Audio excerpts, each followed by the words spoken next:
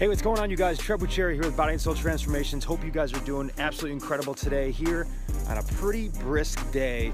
But man, it's gorgeous and we're getting after it today. So here with your weight loss tip of the week, and this week it is challenges for weight loss. So I'm gonna just tell you guys about a quick challenge that I actually had, actually today, quite frankly. So I've been on point, moving forward, really focusing on my own goals. And I've been at it for about 9 weeks. And it's been about 3 weeks since I've really kind of let loose and pretty much allotted myself kind of whatever I wanted to eat type situation. Well, that happened this weekend. That happened on Saturday night. And I'll tell you what, man, it's really interesting with that too, because when you do that, it's very easy to repeat the cycle, right?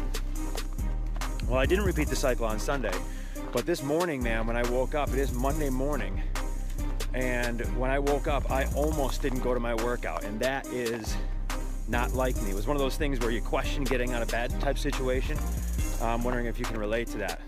Well, here's the deal. I did.